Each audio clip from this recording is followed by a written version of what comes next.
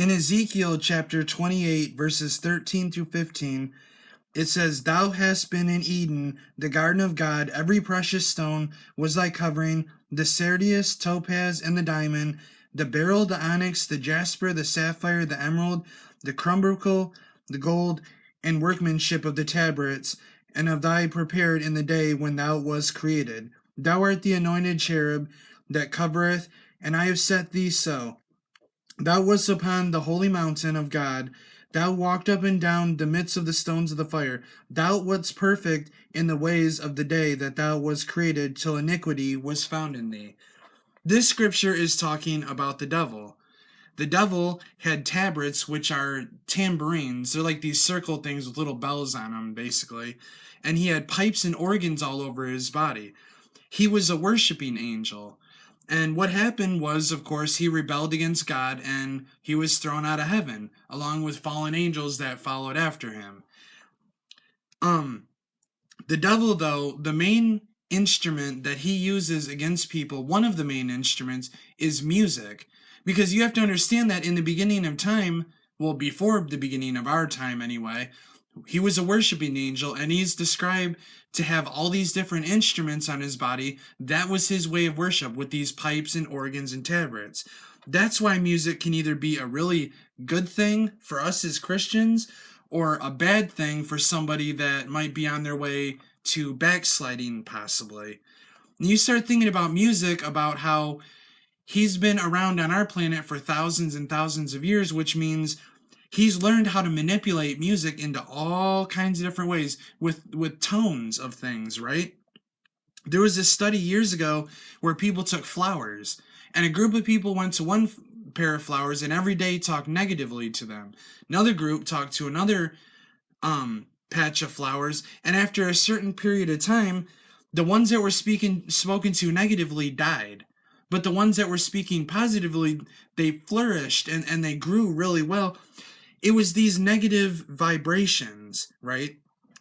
And in Proverbs chapter 18, verse 21, it says, "Death and life are in the power of the tongue, and they that love it shall eat the fruit thereof."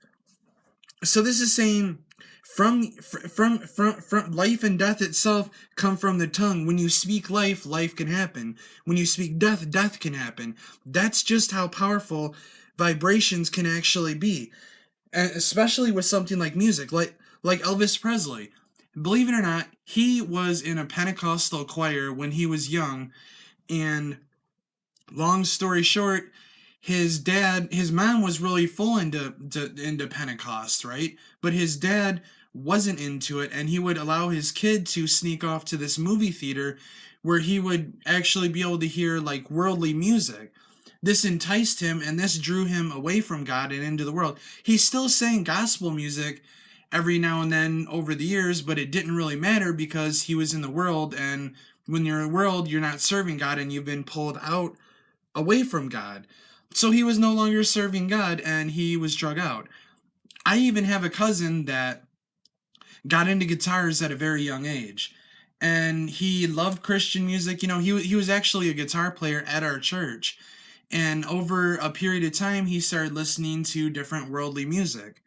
What did that worldly music do? It ended up leading him away from God because he got into worse music and worse music. Because the devil is always going to take you further than you ever expected to go. He went further. He's been on drugs. He's lived underneath bridges. He's been homeless over and over. One bad thing after another. Now he's in some guitar band in Detroit, Michigan somewhere. I don't know what's even going on with it, but I know he's in some band there. But he's still, I know, on all kinds of drugs, doing all kinds of crazy stuff, and it all started with music. And I guess the point that I'm trying to make with this video is, if you're in the world and you're listening to music, you know, you're in the world, okay?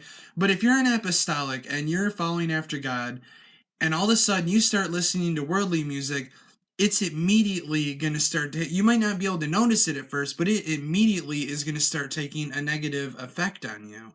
That's why it's important to listen to godly music, you know, and not worldly music.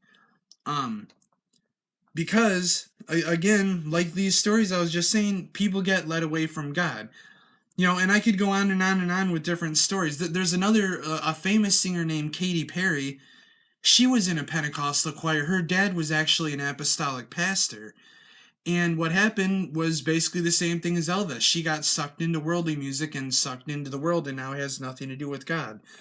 And that's why I'm trying to say with this music is stay away from worldly music. And the effects, and the reason why it's so dangerous is because, like what you're seeing on the video, Satan is in control of music. He's a master of music. He's had thousands of years of experience in manipulating, altering, and changing music. I don't have this written down, but if you read in the story of David in Samuel, I think it's chapter 16, Saul keeps having an evil spirit fall on him. When this would happen, David would come and play his harp. When he played the harp, the evil spirit would leave. Why would the evil spirit leave over the sound of a harp? That's because of these vibrations, because it's positive, Christian, godly. Well, he wasn't a Christian because Christ wasn't born yet, but they were Jews serving God, which really is the same thing, just they didn't have Christ yet, so it wasn't technically Christians. But that has nothing to do with even with what I'm saying. I'm just saying that godly music has an effect. Even on demons, it would have an effect. As it says in, and I'm almost positive it's 1 Samuel chapter 16. Yeah, okay, I just pulled something out. Yeah, it is. If you ever want to read that whole chapter. It's really interesting. And it just goes with the point of Satan is the master of music, and the more you start listening to it, the further you go, the further you end up from God. It's a very deceptive and powerful tool, and it can destroy you. Stay with Christian music, and I know sometimes other music sounds interesting, and you can't help it if you're like at a store or a job or something like that. But just stay away from this stuff because it can lead you away from God. Thank you, and have a nice day.